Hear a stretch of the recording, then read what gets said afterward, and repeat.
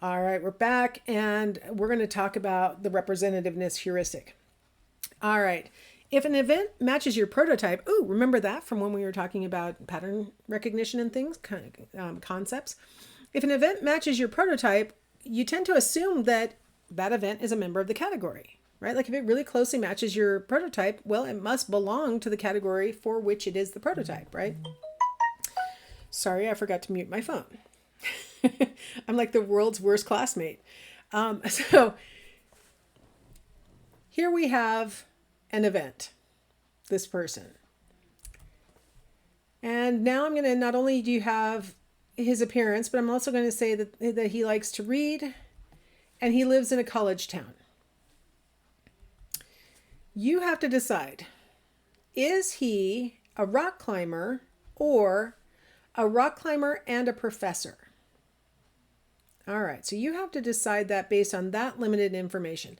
Now, you might be saying, I don't know. He could be anything. I don't know. I can't make a judgment. That's very nice of you to not want to stereotype. But in everyday life, we make these judgments all the time, just automatically without any effort. So you can try not to be a stereotyper, or you can go ahead and play along.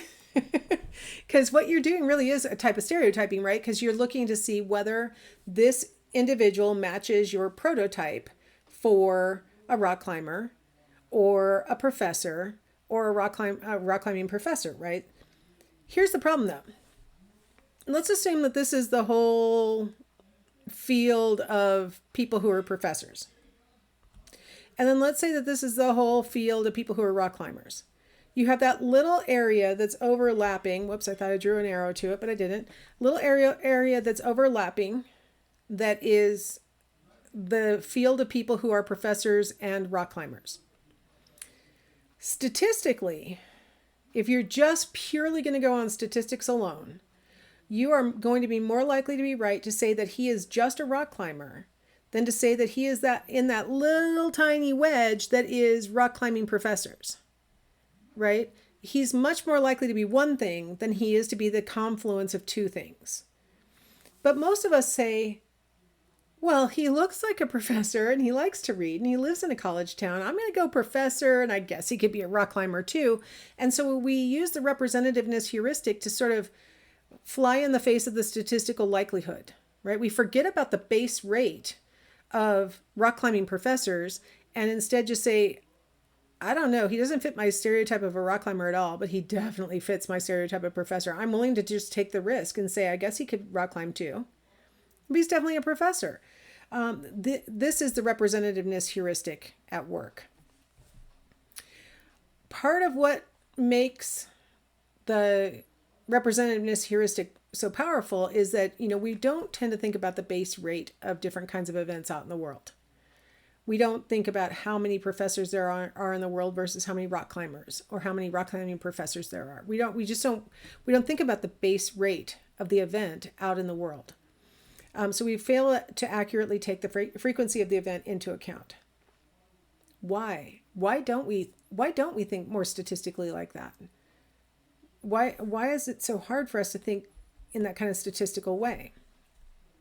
Now, I created this example a long time ago. I actually got it from somebody else's example. So I didn't develop this for COVID, but boy does the COVID test fit as a good example of what we're talking about here. So I was just going to talk about to detect a disease.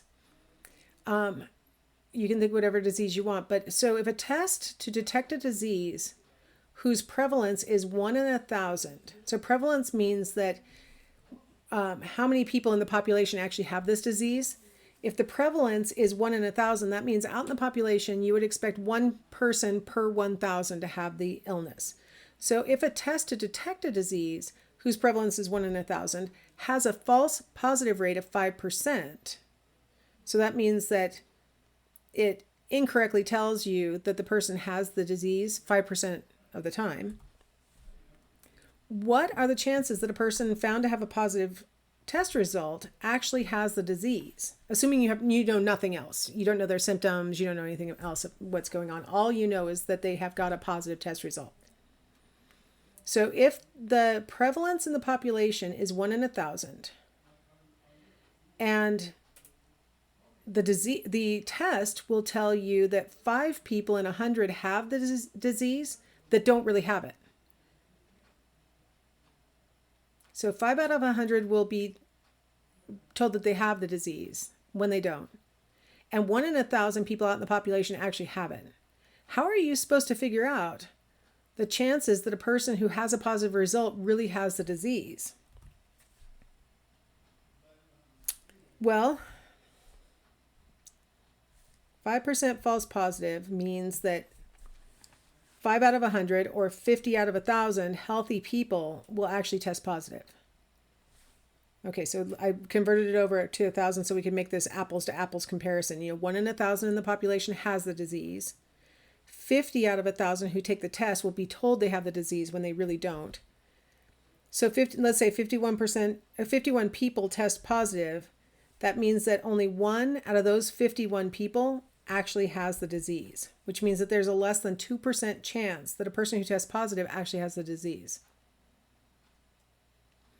So in my scientific principles class, I kind of explained this concept to my students in the context of COVID, because one of the problems with our COVID testing is that we don't know what the prevalence in the population is of the illness at any given moment. A lot of people are theoretically asymptomatic, but are positive for the disease. And so if you're asymptomatic, I'm going to guess never got tested. So there's no way to know how many people are out there who are asymptomatic but have the disease but just don't show it. There's no way to know how many people have the disease who maybe just thought they had the flu and just fought it off and never went, so they were sick, but they didn't know they had COVID necessarily, never got tested.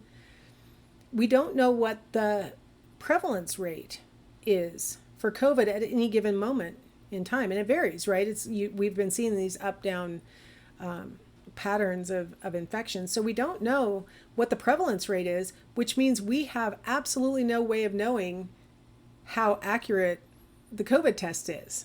We have no idea how many false positives that test could be returning.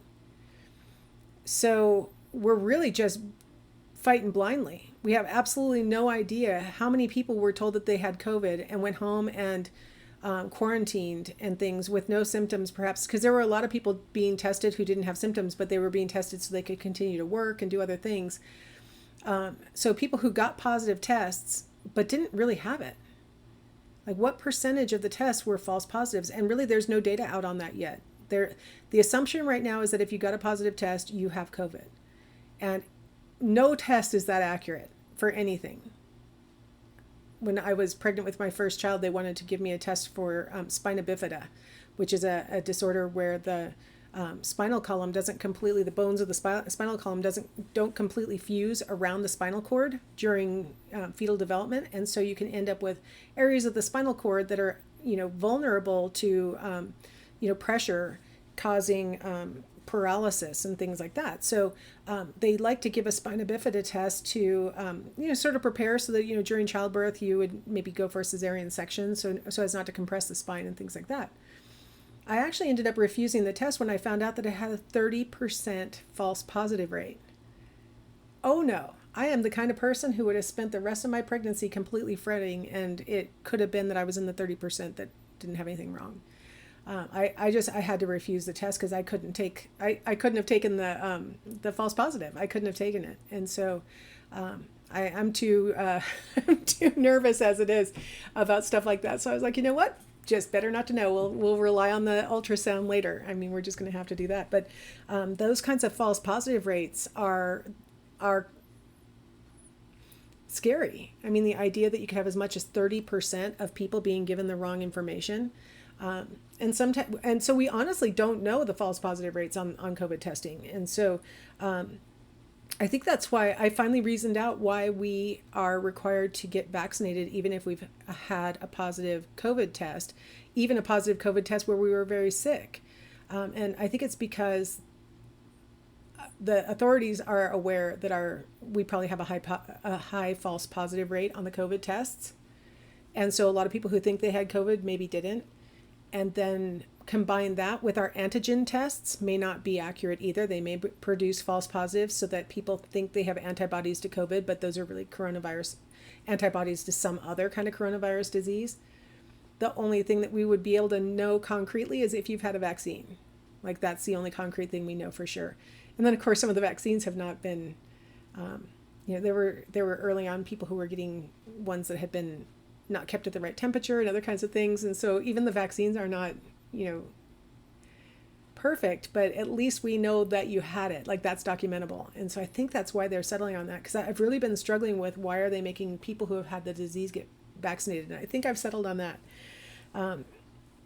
These false positives can be a real problem. And so with any kind of test. And so one of the things that's really critical is knowing what's the prevalence in the population, what is the false positive rate for the test, and then you can make a judgment about what a positive result really means for whatever disease you're talking about.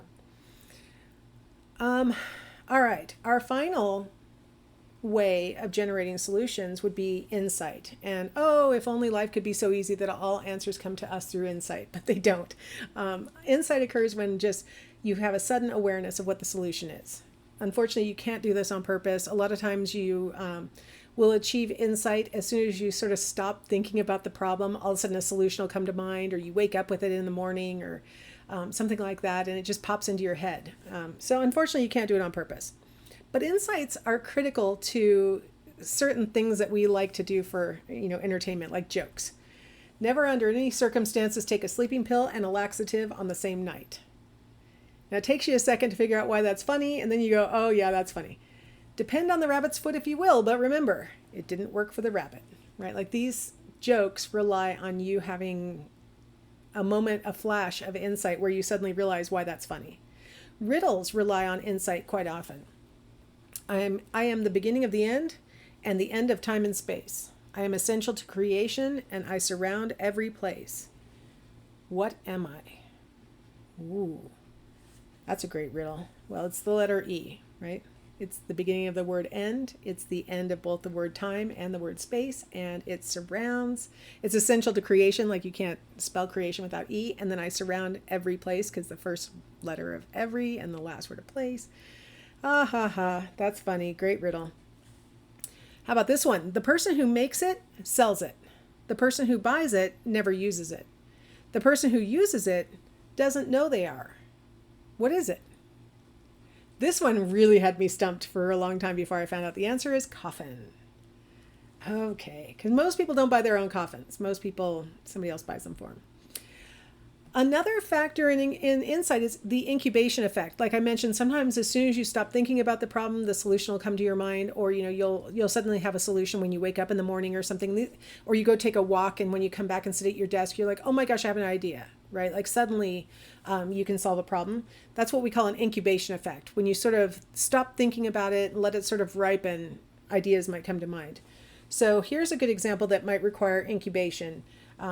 OTTFFSS, and then it's ... because this is supposed to represent the beginning of an infinite sequence. I asked my introductory psychology students to try and solve this problem after sleeping on it. Like work on the problem before going to bed, wake up in the morning, try and solve it again. Think about any dreams you might have had over the night, anything that you might remember. Did they relate at all to letters or sequences or anything like that? See if they can solve it. And some of the students claim that they're able to solve it in the morning. Some are just as perplexed in the morning as they were at night. The solution is that these are the first letter of the counting words, right? So O is 1, 2 is T, the second T is for 3, then 4, and so on. So it goes on infinitely because you can count forever, right? Like I don't know what counting words go after, like Jillian. Is Jillian even a counting word? I don't know. I don't know if you could count that long before you'd like die. I don't know.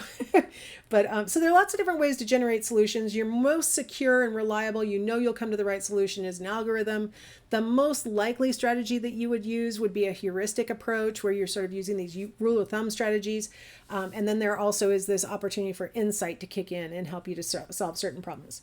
The last step in the process is evaluating the solutions that have been offered. So let's go ahead and stop here, and I will come back in the next segment and pick up with how we go about evaluating the solutions that we've generated.